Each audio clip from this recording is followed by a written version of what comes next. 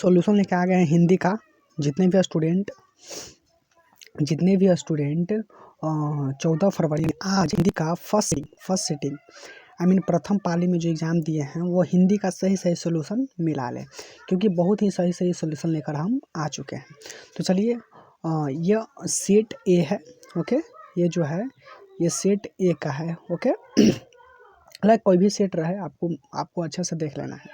Okay, तो चलिए हम लोग मिलाते हैं। ये फर्स्ट सिटिंग का है। ओके, चलिए हिंदी का अगला जो पहला क्वेश्चन है कि भीमराव अम्बेडकर के प्रोत्साहन पर उत्तर शिक्षा के लिए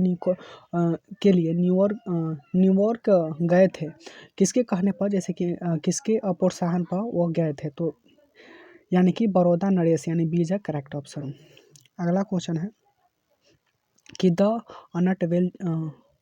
अनटचेबल्स किसकी रचना है, तो ये है भीमराव अम्बेडकर की। ओके, यानी कि सी इज अ करेक्ट ऑप्शन। चलिए अगला क्वेश्चन की ओर चलेंगे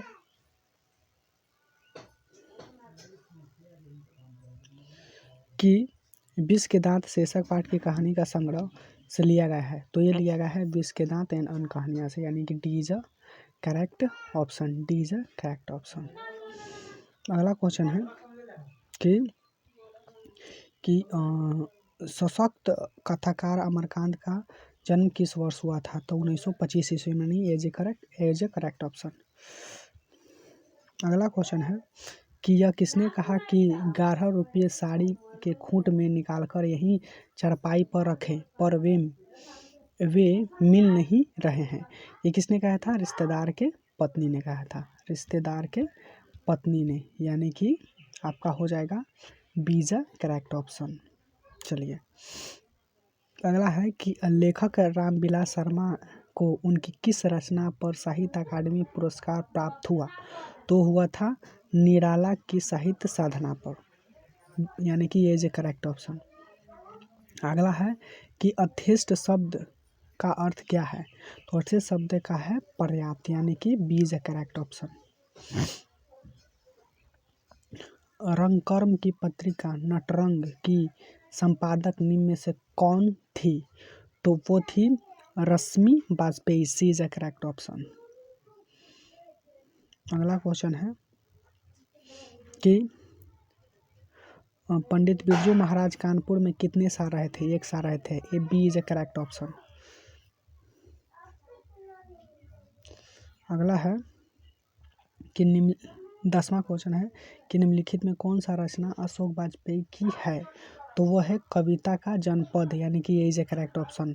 रोम नदी कहाँ है, तो वो ये दक्षिण अफ्रीका में है, सॉरी दक्षिण फ्रांस में, यानी B is a correct option.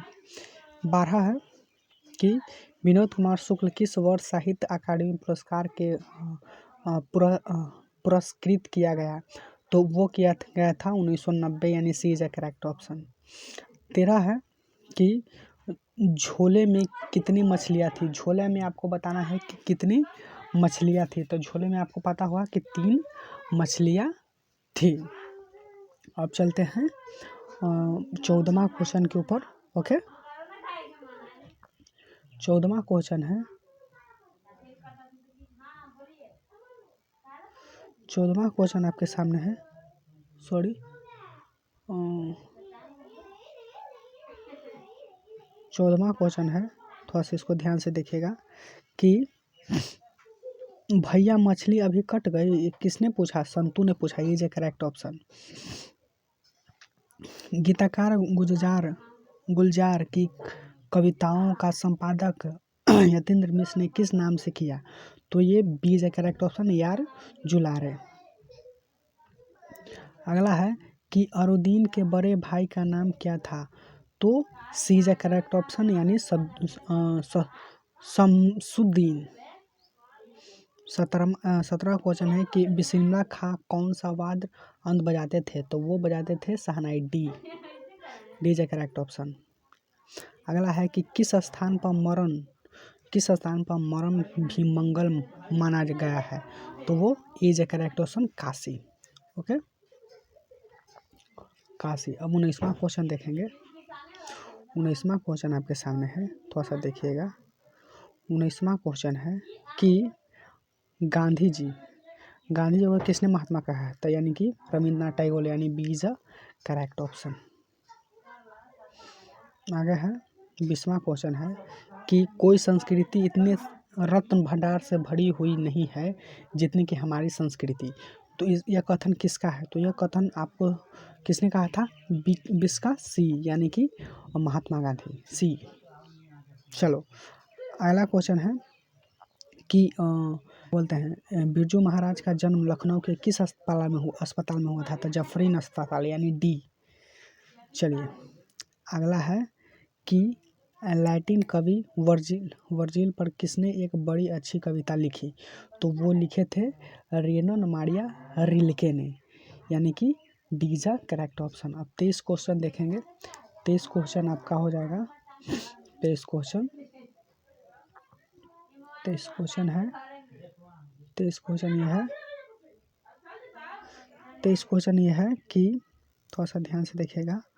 23 question है कि शिक्षक शब्द का अर्थ क्या है? तो उसका अर्थ है मोम, सी इज ए करेक्ट ऑप्शन। अगला है कि दही वाला मंगम्मा शीर्षक कहानी के किस समाज से ली गई है? तो ली गई है कन्नड़ की कहानियों से, यानी कि D is a correct option. अगला क्वेश्चन है 25वां क्वेश्चन है कि अवलूर के पास किसी गांव की रहने वाली निम्न में से कौन थी? तो वो हो जाएगी मंगम्मा, यानी ये इज ए करेक्ट ऑप्शन। अब देखिए इसको थोड़ा सा देखिएगा। 26वां क्वेश्चन देखें कि बारिश होते देख किसे लग रहा था कि जैसे कि इस बार बाढ़ आएगी? तो हो जाएगा राधा को। चलिए यह बी है, इसमें कंफ्यूज है, इसको थोड़ा सा छोड़ दीजिए। चलिए ढहते विश्वास के शीर्षक कहानी के लेखक का क्या नाम है? तो सुजाता, यानी D is a correct option. Okay अब देखेंगे हम 28वां क्वेश्चन देखेंगे। ओके 28वां क्वेश्चन ये है कि क्या लिखा हुआ है? सीन गिन गोरे निष्पाप डॉक्टरों के एकमत होकर मंजू के पागलपन में क्या निदान प्रकट किया गया? कुछ नहीं कहा जा सकता, B is a correct option. अब देखिए अगला क्वेश्चन है 29 क्वेश्चन है कि मंगू किस समय पागल थी? तो वो जन्म से पागल थी, B is a correct option. लेखक सुजाता रचयिता कहानी का नाम क्या है? तो वो हो जाएगा नगर, यानी कि B is a correct option. Madurai Pandya लोगों की दूसरी राजधानी है, यह कहाँ लिखा हुआ है? ये लिखा हुआ है तमिल के उपन्यास में, यानी D is a correct option. अगला देखेंगे। अगला क्वेश्चन है कि पापत्ती बेहोश सी क्यों पड़ गई? क्योंकि वो उसको तेज बुखार था, यानी D is a correct option, बहुत ही तेज बुखार के कारण। चलिए अब देखेंगे 33वां क्वेश्चन हम देखेंगे। 33वां क्वेश्चन है कि 23 क्वेश्चन है, थोड़ा सा देखिएगा ध्यान से। 23 क्वेश्चन यह है कि माँ को रखने का ठेका सिर्फ उसने ही तो नहीं ले रखा, ये किसने कहा? ये कहा था कैलाश ने। अब देखिएगा अगला क्वेश्चन है कि नानकाना साहब अब कहाँ है? वो Pakistan, B is a correct option. चलिए सोहिला किसकी रचना है? तो ये सोहिला जो रचना है वो है आपका गुरु नानक की। चलिए सी इज ए करेक्ट ऑप्शन। अगला क्वेश्चन है कि सिखों के 5वें गुरु कौन थे? तो गुरु नानक थे, is a correct option. Sorry क्या है? सिखों के 5वें गुरु क्या थे? ये सॉरी इसका जो राइट ऑप्शन हो जाएगा वो हो जाएगा गुरु अर्जुन देव। अगला क्वेश्चन है कि दंड कमंडल लिखा सुत सो धोती तीर्थ गमनु अति भ्रमणु करे, यह पंक्ति किस कविता से उद्धृत है? तो इसका जो कविता से उद्धृत है वो है राम नाम बिनु बिरथे जगी जागमा। अब 38 क्वेश्चन देखेंगे। 38 देखेंगे। 38 क्वेश्चन ये है कि 38वां क्वेश्चन है, थोड़ा सा ध्यान देखिएगा। 38वां क्वेश्चन ये है कि गुरु नानक किस पद में राम नाम की कीर्तन बल दिया गया है? वो प्रथम पद में, यानी B is the correct option. अगला क्वेश्चन है कि पिछानी शब्द का अर्थ क्या होता है? तो पिछानी शब्द का अर्थ होता है पहचानी। निम्न में से कौन कवि पठान राजवंश में उत्पन्न हुए थे? वो हो जाएगा आपका 40 का जो राइट ऑप्शन होगा डी, यानी रसखान। ओके, 41 को देखेंगे। 41 क्वेश्चन है आपके सामने, थोड़ा सा देखिएगा ध्यान से।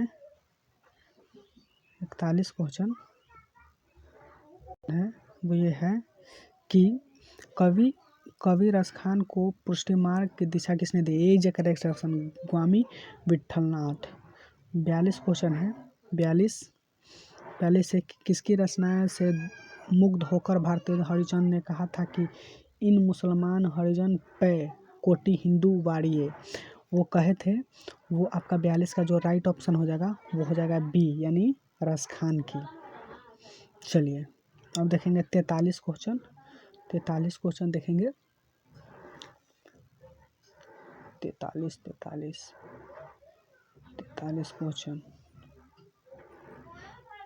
43 क्वेश्चन ये है, वो है कि कवि घनानंद का जन्म किस वर्ष हुआ था? 1679 ईस्वी में, D is correct option. 44 question है कि घनानंद की सैनिकों द्वारा मारे गए थे? तो ए is correct option, Bahadur Shah Zafar के द्वारा। चलिए 45 क्वेश्चन है। 45 जो क्वेश्चन है वो ये है कि भारत सौभाग नाटक किसकी रचना है? तो वह है A is correct option, Badri Narayan Chaudhary Premghan. 46 question है कि मनुज धरती देखी कोई शकल नहीं पहचान या पंक्ति किस कविता से ले गया है? तो इसका राइट जो ऑप्शन हो जाएगा वो हो जाएगा बी, यानी स्वदेशी। चलिए 47 क्वेश्चन है कि बद्री नारायण चौधरी प्रेमघन ने किस मासिक पत्रिका का संपादन किया? तो जो किया था आनंद कादम्बिनी, यानी कि 47 का हो जाएगा आपका सी। अब 48 क्वेश्चन देखेंगे। 48 क्वेश्चन आपके सामने है कि ग्राम्या किसकी रचना है?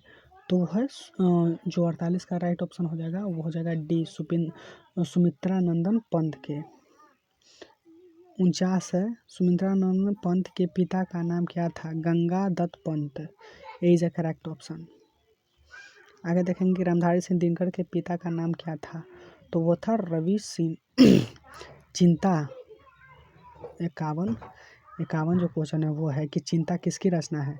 तो चिंता होगा सी इज अ करेक्ट ऑप्शन, सच्चिदानंद हीरानंद वत्सालय अज्ञा, यानी कि 51 का हो जाएगा सी। अब देखेंगे हम लोग 52 क्वेश्चन। ओके, 52 क्वेश्चन 52 क्वेश्चन देखेंगे। 52 क्वेश्चन ये है कि दूर से ही कौन ललकारा यह वृक्ष की हत्या शीर्षक कविता के अनुसार निहित करें? वो हो जाएगा डी, यानी ब्रिज। ओके, 53 देखेंगे। 53 है कि उसका खरगोश की खालिश बेचैनी में ये किस कविता के पंक्ति से लिया गया? तो अक्षर ज्ञान, ए इज अ करेक्ट ऑप्शन। अब देखेंगे 54, मेरे बिना तुम प्रभु शीर्षक कविता किसको संबोधित किए? यानी कि डी, प्रभु को। 55 देखेंगे। 55 यह है कि अंग्रेजी वाहन वसन वेश रीति और नीति यह पंक्ति किस कविता की ली गई है? तो हो जाएगा ए, यानी 55 का क्या हो जाएगा ए, स्वदेशी। अब देखेंगे 56 क्वेश्चन। 56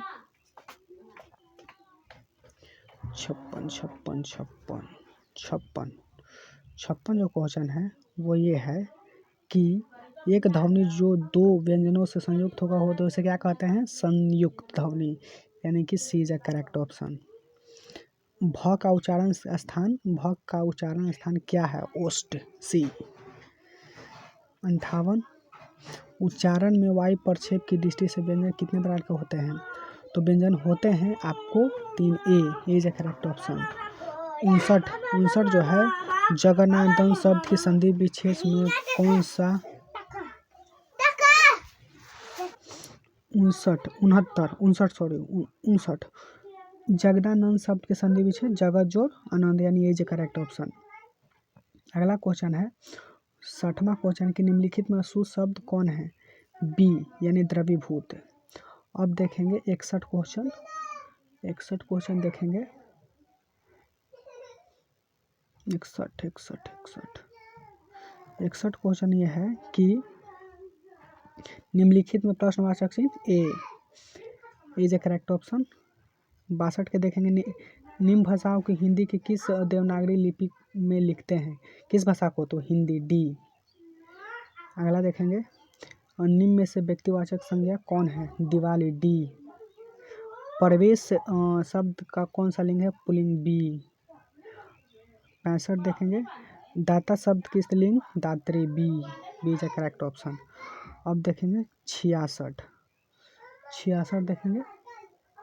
66 क्वेश्चन है कि इसको ध्यान से देखिएगा। 66 क्वेश्चन को थोड़ा सा अच्छा से। 66 क्वेश्चन है कि निम्न में से तत्सम शब्द कौन सा है? आम्र, सी इज ए करेक्ट ऑप्शन।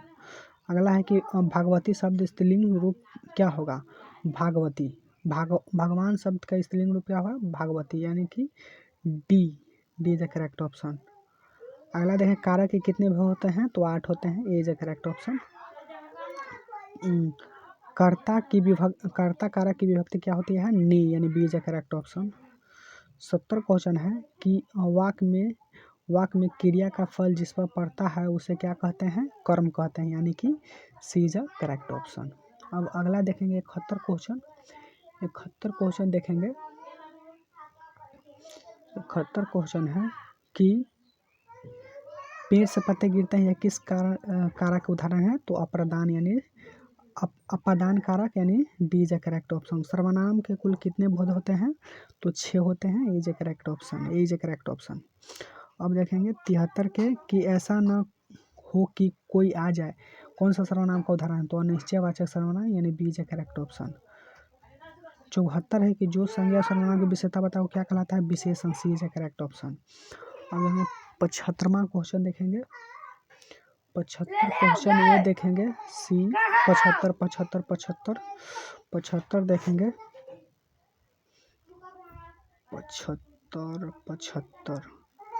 75 ये देखेंगे, थोड़ा सा ध्यान से देखिएगा कि 75वां क्वेश्चन है कि शेर भर दूध किस प्रकार का विशेषण है? तो ये है परिमाण बोधक विशेषण। 76 क्वेश्चन देखेंगे, वही है कि निम्नलिखित वाक्य में कौन सा अशुद्ध वाक्य है? ए इज ए अशुद्ध वाक्य है। आप कहाँ पर रह रहे हैं? अगला है 77 देखेंगे कि निम्न में से तद्भव शब्द कौन सा है? मोर, B is a correct option. अब देखेंगे 78 क्वेश्चन की बनावट के आधार पर शब्द कितने, बनावट के विचार के आधार पर शब्द कितने वो होते हैं? 78 का जो राइट ऑप्शन हो जाएगा वो हो जाएगा आपका सी, यानी 3। ओके। अब देखेंगे 69 क्वेश्चन। 69 क्वेश्चन देखेंगे। 79 क्वेश्चन आपके सामने हो जाएगा, थोड़ा सा इसको देख लीजिएगा। 79 क्वेश्चन है कि ऐसे शब्द जो दो अक्षरों के मिल से बनते हैं वो खंड सार्थक होते हैं, वो क्या कहलाते हैं? यौगिक, यानी C is a correct option. C is a correct option. अगला क्वेश्चन आपके सामने है, वो ये है कि वह शब्दांश या अवयव को क्या कहते हैं जो किसी शब्द के पहले आकर उसका विशेष अर्थ प्रकट करते हैं? उसको क्या कहते हैं? उपसर्ग, यानी ये इज ए करेक्ट ऑप्शन। 82 है कि संग्रह शब्द में उपसर्ग क्या है? सम, B is a correct option. 82 question है कि सप्ताह शब्द का विशेषण क्या होता है? तो साप्ताहिक। ओके, यानी कि 82 का राइट ऑप्शन सी हो जाएगा।